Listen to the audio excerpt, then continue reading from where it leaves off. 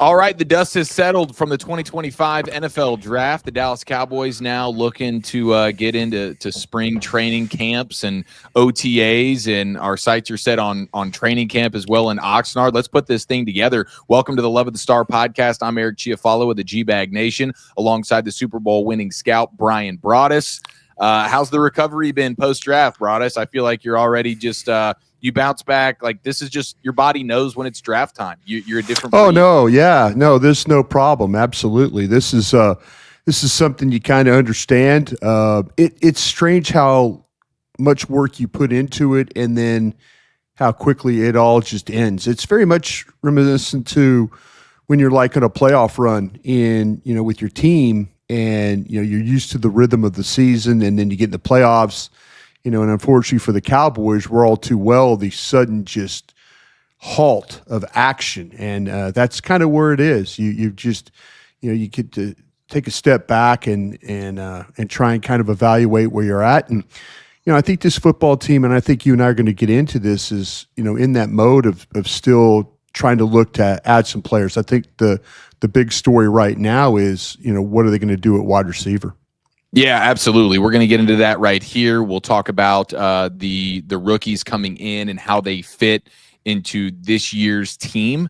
And then, of course, we'll get to the mailbag, Dean Julia mailbag, and answer some questions from our fantastic listeners. So let's go ahead and start there with the receiver stuff, though, Broaddus. I know during draft weekend, there were reports that the Cowboys were making calls to an AFC North team. We think it's George Pickens. Maybe Rashad Bateman of the Ravens was a part of those conversations, but now we hear the news that they're interested in maybe an Amari Cooper return. There's still Keenan Allen out there. Maybe there's some other trades to workshop. We know Detroit and Jameson Williams. That was kind of something that was thrown out, that maybe he would be available. Where do you think they stand right now? There's no way, right, that they're comfortable with the receiver room as is going into training camp, correct? Well, we're talking to the people in the organization, and this was actually like day 2 of the draft. We were trying to kind of formulate, okay, is there a receiver on that board that they might like? They never went that route. And then post-draft, it was like, okay, the word is that you guys are in the trade market. And last week, even pre-draft, the names of Jameson Williams and Pickens and those guys, I saw where the Detroit general manager, Holmes, put a statement out, hey, we're not trading Williams, but trust me, there were the conversations among my gang of 7, which are guys and gals around the league in these organizations, were talking about Jameson Williams, and they were talking about, possibly a 3rd-round pick. And so, these were just conversations that were being had. And I appreciate the fact that they stepped out and said, no, maybe not. We're not going to do this. But I think the fact that a general manager comes out and says that, I still call. I still make those calls. And I think this is where, when I was talking to folks over at the Cowboys, I was specifically asking about a couple of different receivers, and they were like, no, we're looking at a lot of receivers. It's not just, one receiver, 2 receivers. We're looking at a lot of receivers. And so I think they realized, when they lost Teteroa McMillan, that maybe there was going to be an opportunity to grab another one down the road. But the way that their board was set up, there was clearly a division between the top receiver and then maybe where the second best receiver or the third best receiver, the fourth best receiver was. So, for them to add, an edge and then add, the guard and add the corner, it was clearly they had pivoted in some ideas. So, I applaud them for drafting their board. But yeah, I believe they're still in the mode of trying to. Now you have to determine is the value of the player is, where's Amari Cooper's value as opposed to Keenan Allen's value as opposed to the value of a trade. I know on our show yesterday on the G-Bag Nation, Zach Wolchuk brought up DJ Moore from Chicago, and that's a pretty expensive, price that you would pay, and then you'd have to pay and then have the draft capital to be able to do that. But the quality of the player is, you could sit there and get mad and say, God, I wouldn't do that. but then you're getting mad for the Cowboys not having a second receiver, and so, there's a lot going on to these things. So, if you're willing to go out there and get one of the best receivers, you're going to have to pay, and you're probably going to have to give premium draft capital, but you might be just totally comfortable playing with Amari Cooper, and you hope that the relationship that Amari and Dak have is good enough for you to get it done. Yeah. I mean, I think right now that makes the most sense. Moving on from a draft pick, obviously, if you're getting a premium player and it's like, hey, this is a surefire DJ Moore style type number 2 wide receiver, that could be sort of a different story. But when you have guys like Amari Cooper and even Keenan Allen still out there, to me, that makes the most sense. And I love the way they went about their draft. You mentioned it. I mean, they took who they felt was the best player available at each one of their selections, and all the positions that they took were needs. I mean, yes, they had a plethora of needs. We know that there was sort of the core 4: running back, receiver, defensive tackle, and corner. But you needed a Zach Martin replacement. And to me, guard is a premium position in the NFL now. The offensive line is a premium unit. And so I have no problem with the way they went going Booker there in the second round. Instead of reaching for a running back or a receiver that you liked but maybe didn't love, you get another premium position edge rusher, a guy that many thought was a first-round player. And then in the third round, a huge need at corner, great value with Ravel. So I love the way they did it. I think the only second-guess special you can have, for me at least, is still, okay, you could have had the wide receiver out of Utah State, right? Jalen Royals in the 4th round. Yeah, they probably did not like Royals as much. See, this is the disadvantage that we have as media scouts. We evaluate, say you take Dane Brugler's list or Pro Football Focus's list or whatever list you work off of, did they like Royals more than we did? And we're talking about the names and stuff like that. Royals is going to be a fine player. But this is where it kind of goes back to the running back discussions that we have in day 3. And I'm throwing out, Martinez from Miami. Boy, I'd love to have had Martinez. Well, then you get kind of the whisper saying we really didn't like Martinez. So, we don't know. I mean, I loved Royals. I thought Martinez in the 7th round or Krosky Merritt, who went to the Commanders right behind you, I thought would have been excellent picks. But that's my board. I always talk about how selfish I am this time of year. I want them to draft my players, but they don't always like my players. Matter of fact, if you look at Booker, I've been his 37th best player on my board. There are others that I would have taken over Booker. Matter of fact, I had Jackson over Booker, the Ohio State guard. But you know what? I understand what they were doing, and they follow their board that way. Yeah, you're absolutely right. Guard was a need. But I know this is the hard part about being the media scout is, give me Royals. I've done mock drafts where I had Royals, the wide receiver, going in the 3rd round to the Cowboys. And, you get the hint, well, we really didn't like that guy that much. So that's cool. But there are names that media scouts really, really want them to take, and teams are just going, no, your board sucks. So that's what you kind of deal with right there.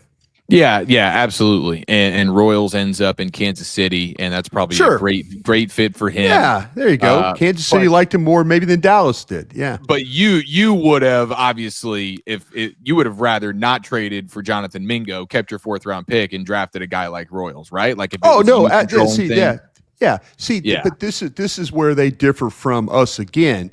Right. And this seems to be a trend that they are more willing, and you wonder, is there going to be a time where they learn that, and if Mingo turns into to a bust for them, and you could say that Trey Lance was really a bust for the Cowboys. I mean, they took a swing, they missed, they struck out on Trey Lance, so he moves on. Now here's Mingo, same song, second verse.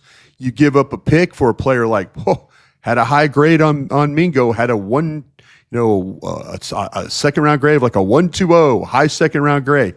Okay, you trade for him, and and you have to give him a little bit of a pass. I think he hadn't had a good ball thrown to him yet since he's been with the Cowboys. So, we'll see if Mingo comes in and is everything that they think as a second round pick. Then we'll all acknowledge, hey, that was a great use of a fourth round pick. But yeah, I would have loved to have that. I would love to have had that. That pick. Maybe I think where they could have maybe grabbed the wide receiver there. There were a couple other positions, but but that's how they feel, and not how we can only evaluate what they do when it works or it doesn't work. If it works, then you're kind of like I'm on various platforms going, you know what? They were absolutely right about Mingo. Big body receiver, caught the ball well, plays well in traffic. Boy, look at him as a blocker, physical in the run game. Boy, a problem to bring down. The jury's still out on that. The jury's completely out on that. And if he ends up being a bust, then you hope that, I'll say this. I applaud of them trying. I applaud. Maybe the evaluation of it is poor. I am all about trying to make your team better at whatever means you can. But I'm also about listen, if this is not working, if we keep sending fourth round picks off and these players come back and we get nothing out of it, then that's troubling to me. So we'll keep that in mind. Yeah, you're absolutely right to your question. Love to have had the fourth. Would have loved to have drafted Royals. Maybe they didn't think Royals was as good as that I thought or Kansas City thought. When it comes to Amari Cooper, obviously things didn't end super well with his time there in Dallas. Do you think there are sort of some sponsors in there, people advocating for Amari? I wonder what that dynamic is between him and the organization. Yeah, I think there's some people that are absolutely talking about Amari Cooper because, as you mentioned very early in this podcast, he kind of fits what they're thinking about. Maybe this is a $5 to $8 million player and not a $13 to $15 million player. Maybe, but there was clearly some problems between Amari Cooper and Mike McCarthy. Clearly there were problems. Clearly there were problems with the front office, with the whole thing. We were going through a difficult time. This pandemic football was not fun for anybody. And people. Listen. I'm not sitting here. Standing on the table that you should get vaccinated or you shouldn't get vaccinated. That's not the idea. I'm here talking about football. But people make choices, and I support choices. I really, really do. But, when you start to feel like that maybe you lost a couple of games because of his lack of availability, that turns into a personal thing. And, you look at there was a time when Dallas lost a game in Kansas City where if he was playing, they needed a little more offense. They could have probably won that game. Lost the game against the Raiders on Thanksgiving. Could have won that game. A little bit more offense. So if your player's out because, in the front office, I think made it a little personal there. So to me, I think it's kind of water under the bridge. You got to find a way to make things work. And you cannot deny – if you're Jerry Jones, Stephen Jones, Will McClay, you cannot deny the fact that Amari Cooper was an effective wide receiver for your quarterback. You can't. Hey, I know Amari Cooper as a player with Dak Prescott. I don't know Mingo as a player with Dak Prescott. So if you're telling me that I can get a guy in here that has a great rapport with the quarterback and his abilities, sign me up for that. Yeah. And I know a lot of Cowboys fans, at least on our show in the G-Bag Nation, when we talked about it, getting the text feedback, a lot of people are likening it to bringing back a Jason Witten or bringing back an Ezekiel Elliott. And I don't think it is fair to lump. Oh, you mean saying Cooper. Not that he's not going to play, that he's not going to play? Washed up. Sure. Okay, but is it the same fan base, Eric, that's also doesn't want you to give up a premium pick to go get a guy? Right. And they're like, why are you giving up a third round pick? Why are you giving up a second round pick? Haven't you learned your lesson yet? What's your problem? I could bitch and moan and complain about Amari Cooper and watch the tape and say, man, he's just not the same guy. I get that, but don't be the fan base also too, that when they give up a pick, when they take a big swing at a guy like Mingo and you're like, well, God, I wouldn't have done that. Well, then what do you want them to do? What do you want them not to just not to try, or what? You see, we're trying to kind of have our cake and eat it here. Oh, we don't want them to give up a premium pick, but we also don't want them not to, have a great receiver. It's hand in hand. You go out and you get a guy and you give up a premium pick because he is that type of guy. Now, Dallas has given up premium picks on guys that haven't played out well. Maybe that's the problem. That's what you should be complaining about. But, the fact that if you're complaining about Amari Cooper, that it's not good enough, then okay, well, how about this? I'm going to turn around and give up next year's 3 or next year's 2 and go get a real guy. Are we okay with that? And there's some people that'll say, whoa, wait a minute now. Oh, maybe not. I'm not, We can't do both, folks. We can't do both. Either you're gonna swing and miss, or you're gonna swing and hit a home run. That's kind of where this whole wide receiver thing is, And if Mingo is a bust, we'll call it out as a bust, and hopefully they learn their lesson from that. But the fact that you're bitching about Amari Cooper and like he's washed and all that stuff, what do you want them to do? Give the premium pick or take Amari Cooper? It's your choice. Yeah, I think Amari Cooper is an immediate upgrade over Mingo and Tolbert and the guys that you have. And for right now, he is. For right now, he would be. Yeah. And if you're getting him for less than $10 million, I think it's a no-brainer. So there it is, some wide receiver conversation. We'll have more wide receiver questions in the Dean Julia mailbag coming up. This is the Love of the Star podcast, and Love of the Star is an Audacy podcast. You can find it on the Audacy app or wherever you get your podcasts. Now, Broadus, I wanted to talk about team fits here with some of these rookies that they brought in. And I want to start with not one of the headline guys, but a guy that I'm probably most interested in terms of a guy who I think could take this draft class to the next level if they hit on him, and it's the UCLA defensive tackle, Jay Toya. And I mean, I've been a huge advocate for you've got to upgrade over Mozzie Smith. If you want Eberflus in this defense to be able to stand a chance in terms of being able to stop the run and not get embarrassed that way. I know you've upgraded at linebacker to some extent. I get that. But you've got to have a man beast in the middle of your defensive line that's not getting pushed to the first down marker like we far too often see Mozzie Smith do.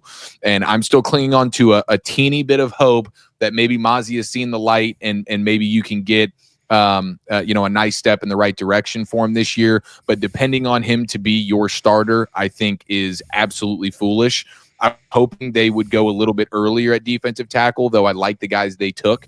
So I'm not really lamenting it. But tell me about this Toya guy, and do you think he's a guy that could be your week 1 starter over Mozzie Smith? Is that even a possibility? Oh, yeah, he could absolutely. Now, Mozzie Smith is going to be a better pass rusher than what we're getting here with, we're talking a big difference between, and I'm interested to see when we get to the OTAs and mini camps how Mozzie Smith looks physically. Mozzie Smith at one time in his life was a 329-pound player.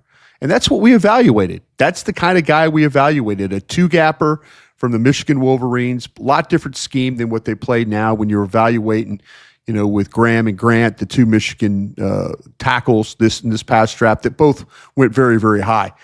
To me, this is where Mozzie, there was so many times last year where Mozzie, it felt like at training camp that Mike Zimmer and Jeff Sagina and those were always having to put their arm around him. And for the most part, I think it worked.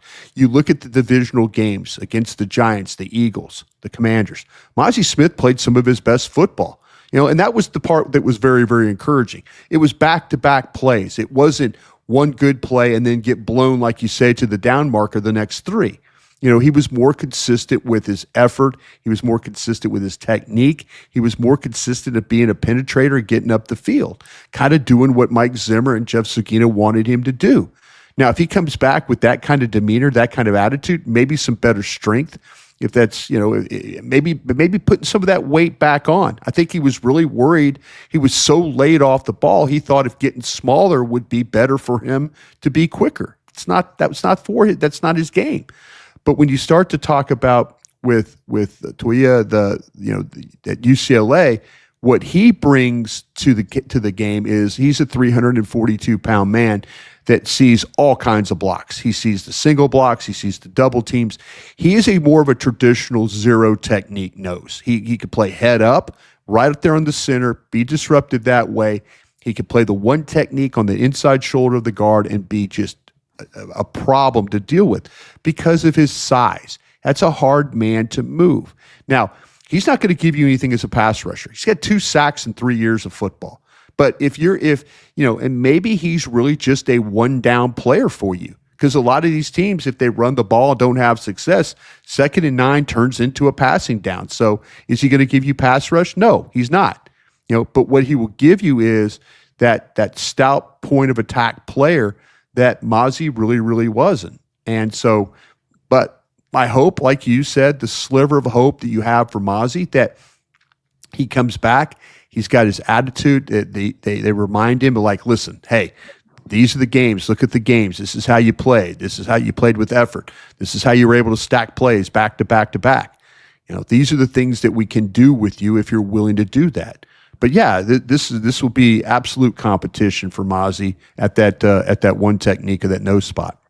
That fires me up hearing you talk about him, because the pass rush stuff for me personally doesn't matter at all. That's what I'm saying. If you're going into this thinking that, well, damn, how come everybody else has a one technique or nose that gets? You look at the Giants and what they have that's rare. That's rare. Right, you look at Tampa Bay, that's rare.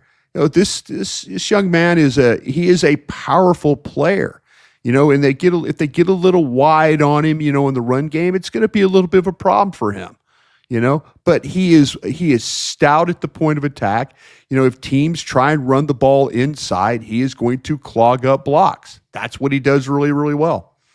Yeah, that's music to my ears. I think that's what this defense needs more than anything. Osa is obviously your penetrator, and in the Eberflus defense, they want him getting upfield and everything like that. But who's the guy that's keeping the linebackers clean? Who's the guy that's eating up centers and guards so that everybody else can go make plays? I don't think Mazi has proven to be that guy to this point. Not to this point. So I'm hoping JT steps in and can be that dude. And like you said, maybe he's just a first down player. Obvious run situations. There's a huge role and a huge need for that in my mind on this defense. I wish Mazi had been that guy, but he hasn't been. So I'm hoping that JT is, and the way you just painted that picture, that gives me some confidence. So he's going to be one of the guys I'm most excited about when we get to training camp in Oxnard, seeing the way he eats up, like him versus Booker, him versus Tyler Smith and Cooper Beebe there in the middle of that offensive line. To me, that's going to be one of the funnest things that I'm most excited to look forward to.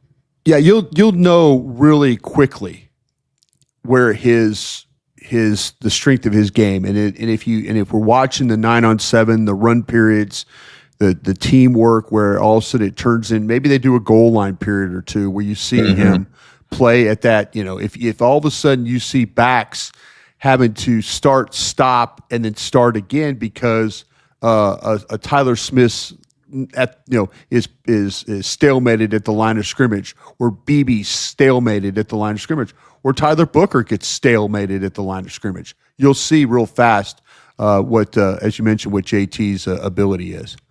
And then one of the sexier picks of the Cowboys draft, of course, Texas running back Jaden Blue. And I'm curious the way that you view him fitting into this Schottenheimer offense here. He obviously ran the fastest 40 of any running back in this class, 4.28 at his pro day. 73% of his rushing yards were after contact. That's number one in the class.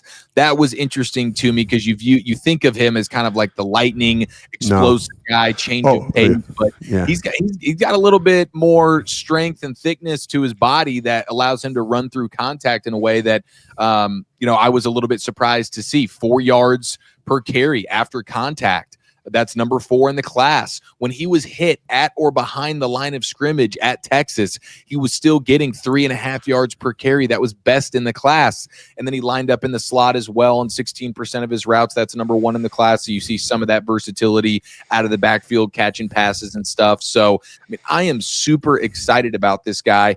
Other than the fumbles, I don't see anything that's really a red flag. My comp for watching him, Broadus, Devon Achane, Miami Dolphins. Big play waiting to happen. get to the edge, explosive, work him in the passing game. He's been a lightning rod for them, but the fumbles are really the one concern in my mind with Blue. How do you see him fitting? That's why he's a 5th round player, because I don't think teams really trusted him and that can he have ball security. And, I'm trying to reach out a couple of different ways to talk to some people at the University of Texas about, how concerned was he part of a rotation? They have talented players at Texas, but was it talented players on the rotation, or was it they were terrified that he was fumbling in games? But you mentioned the yards after contact. Super impressive. You mentioned the balance, the body control. When we had the chance to interview Clayton Adams, the offensive line coach, I asked him, the offensive coordinator and, former Arizona Cardinal offensive line coach, I asked him, what kind of back you looking for? What's the ideal back in this scheme? And he said, contact balance.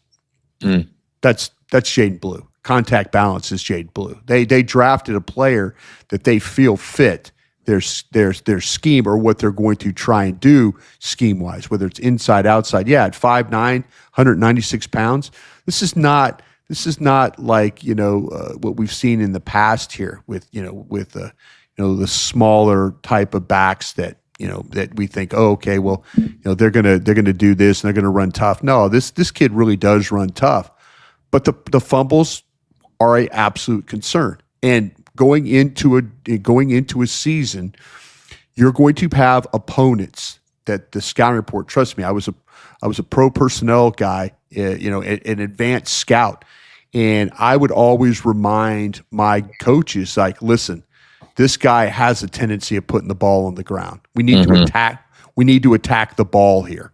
When we're tackling this guy, we need to attack the ball. That's things I would say every meeting. So he has to find a way not to be that guy. Don't be a guy that all of a sudden you get to week 5 and he's put like 2 or 3 on the ground and teams are just now going after the ball. That could get into your head a little bit, but everything else about this player is top shelf. When it comes to catching the football, rare. When it comes to outside runs, rare. Explosiveness, rare. All these things about this kid. He plays to his 40 time. You see him get in space. It is a problem for people to tackle him. But I think the reason he went in the 5th round, there's a lot of depth at running back, but I think teams were concerned about the fumbling stuff. Yeah, I mean, going back and watching him after they selected him, all right, let me get familiar with this guy. And other than the fumbles, I mean, there's so much to like. I appreciated the vision, the patience. You mentioned the balance and the toughness and stuff. And he's not one of these guys who is super fast and he just happens to play football.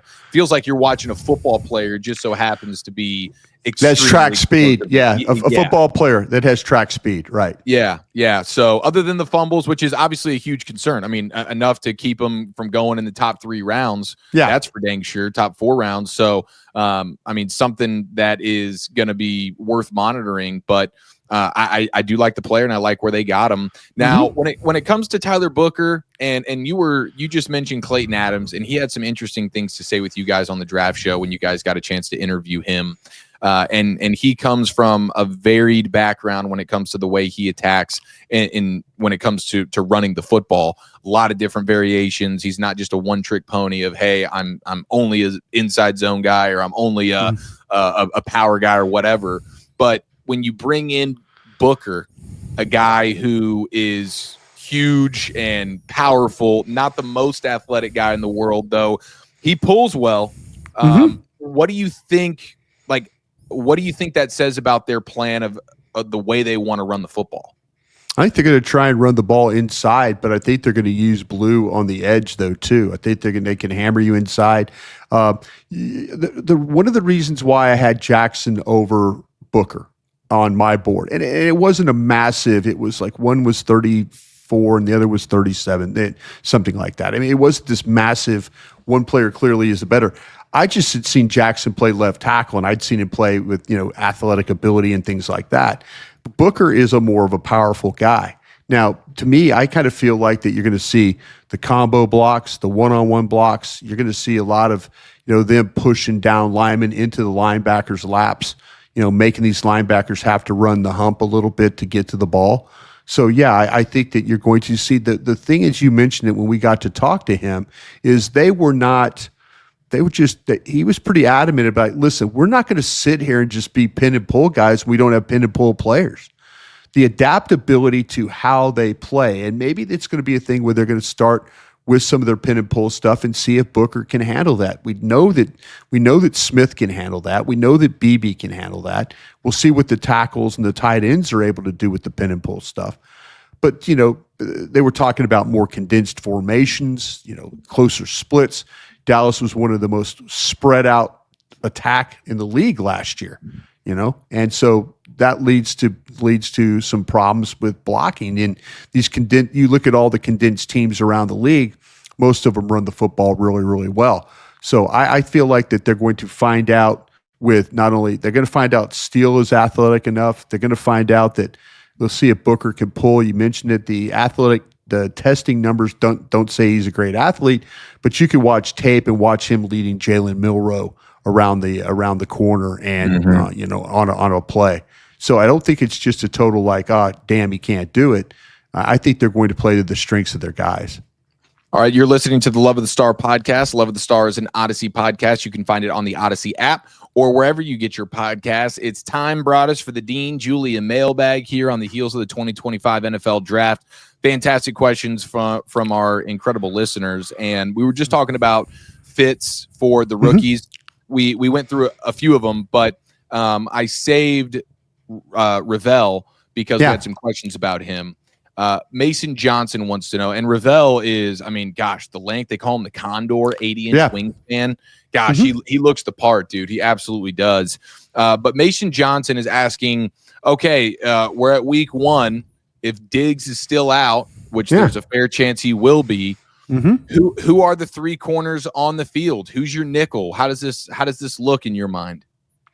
Well, yeah, that's clearly up to debate. I think that with the whole thing with Ravel, it sounds like that he will be ready to go once they'll go through training camp. Him with Britt Brown, everything looks very, very positive. Dr. Dan Cooper did the surgery. My hope is, like I say, and I was talking to people in the organization, that they were excited to get him started on his rehab. And he'd been working out in Dallas. And when Britt gets a hold of these guys, Britt can usually get them back on track pretty good. But we'll see what happens. Does Israel Mukuamu, does he become a factor? We've seen some, what about Carson? Would he be, Carson, I felt like had a disappointing season last year for the Cowboys. I had a lot of hope for him for where he was selected. I thought at Wake Forest, he showed the ability to play the ball, but then he got banged up. He lost confidence. They're in a mode right now where they're trying to kind of find maybe the guy to play opposite Bland. Wouldn't be surprised if we see if Ravel is able to answer the bell week 1. I wouldn't be surprised. Maybe he shows up in training camp and gets the opportunity to be able to do all the things that we think he can do. But I wouldn't be surprised, like I say, probably, with Carson and Mukuamu and Bland, those would be the guys. I think if you had to play like right now, that would probably be the group that you'd have to go to battle with. Okay, and Slick Rick is wanting to know about the Texas receiver Isaiah Bond, who's going through some off-the-field troubles. Yeah. What do we know about him? Yeah, it's a really good question, and there's clearly some character issue things there that teams are dealing with that they weren't comfortable with that at all. Things that he's having to try and put behind him, but there's some other things that scouts know about the player character-wise that's keeping him from really. There's some things you can look around and say, okay, that's fine, but there's a lot to unpack with this particular player. There is clearly a reason why he is not signed with anybody yet, and nobody really feels comfortable with that type of player in their organization. The secondary thing that the scouts found, I believe, not a criminal thing. It's just some character things that they really don't want to make that part of their team. Yeah, and the incident that is under investigation right now, I believe, happened in Frisco. So I think the Cowboys will sort of have a leg up in terms of other teams around the league in getting the information needed to see whether or not it's a guy worth bringing in. If it was something that they felt like that they could handle, that wasn't going to be a problem, they would clearly he would have been drafted or he'd been signed by a team. But there is a lot to unpack with this kid, and it's not all great. I hope he gets past. I hope he gets past the things that he's dealing with. But teams obviously are not comfortable with his off the field stuff at all. Getting a few questions about adding other positions now. Obviously, everybody's asking about wide receiver, but some people asking if we feel like they have more of a need at corner. Do they need another defensive tackle? Are there other positions that you feel like, other than receiver, they might want to bring a veteran piece in? Yeah, I kind of feel like that. We've talked a bunch about the wide receiver stuff. I think that's clearly. I think offensive line is set. I think they're set at quarterback with what they want to do. The running back looks like a very crowded room right now. I could kind of look at the defensive tackle group and feel like you got a couple of ones, you got a couple of threes. You got guys behind that. You're very deep at edge. That's going to be a problem. I mean, you're going to have to determine. You got a guy like Sam Williams. Is Sam Williams going to be not? I'm making it sound like Sam Williams might not be on the roster, but when you start to really break down all these edges and their responsibility, that's a pretty deep room. I would think that corner, if there was one that became available, say we get some of these June 1 cuts, all of a sudden that teams are putting and maybe that's another avenue too, by the way, for wide receivers. If teams are starting to June 1 some of these players. I don't want to be a team that's all of a sudden spent my money on a guy potentially and then knowing that maybe there's going to be some June 1 cuts of players that are better, that are going to be better players, that I might not have to spend the money I thought I was going to spend on them. So I think is the old adage of keeping your powder dry. I can see the Cowboys clearly looking at the wide receiver stuff. We'll continue to look at that corner possibility, but it's all maybe the best avenue of that will be what happens in June 1. Ryan B asking the question, if the Cowboys are going to have success this upcoming year, what position group has to have the biggest improvement from last year, not including the quarterback position? Yeah.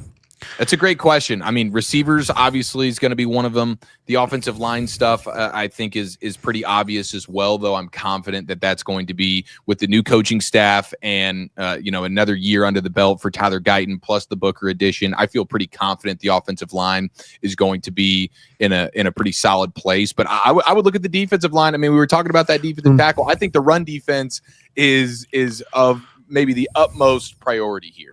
I think you can also include the linebackers. Go front seven. You could just say, hey, they've got the front seven has to be better. Early in the season, they were god awful, and then they kind of figured some things out, but they were not good enough, and they've got to find some pass rush opposite Micah Parsons, whether that's now Fowler, as a Raku, they're going to have to find Sam Williams. I know I was mentioning him. They're going to have to find some pass rush opposite. But the front seven was not good the first 4 or 5 weeks of the season. And if you're going to be better overall, I think your defense on that front seven needs to be better. And then the next thing would probably be the secondary. There's going to be some question marks back there because of the health. Yeah, absolutely. The safety play wasn't great either. But I've been talking about that for 3 years, and nobody seems to care that I've talked about it for 3 years. So here we are. Yeah, we know how they feel about the safety position. Yeah. Okay, final question here, Broadus. Our buddy Phil is asking about the fact that obviously at this point you don't really have a true wide receiver 2 opposite CeeDee Lamb. So with that being they'll tell said, you Tolbert. They'll tell you Tolbert. They'll tell you that. That's what they'll say? Okay. Yeah, they'll tell you Tolbert, yeah.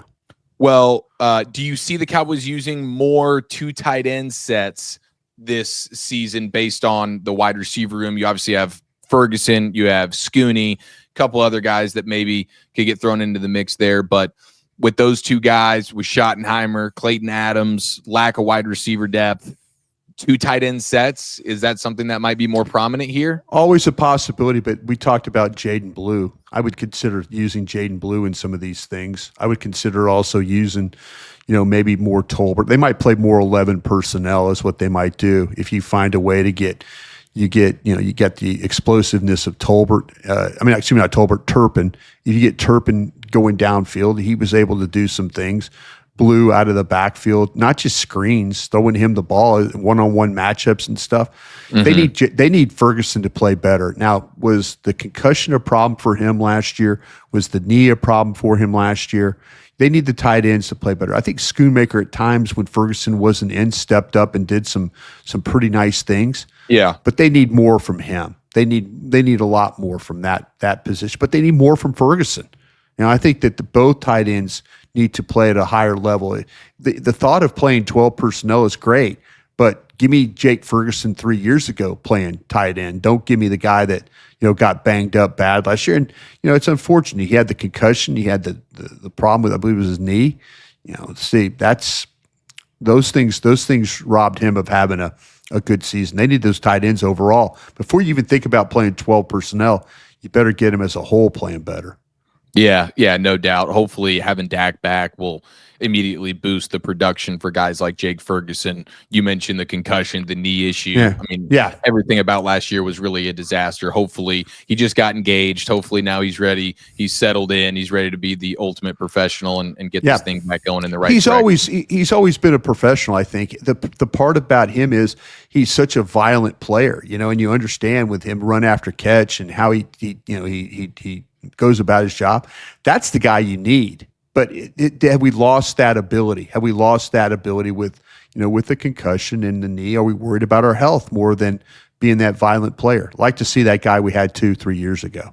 All these questions about the Cowboys offense, though, do bring a lot of excitement for me. Like, we're going to see something new here. They have some new ingredients when it comes to the personnel, and then an entire new strategy with Shoddy and Clayton Adams and Connor Riley there on the offensive line. I am very optimistic that this thing's going to look pretty cool. Might take a little while to get everything clicking the way it needs to.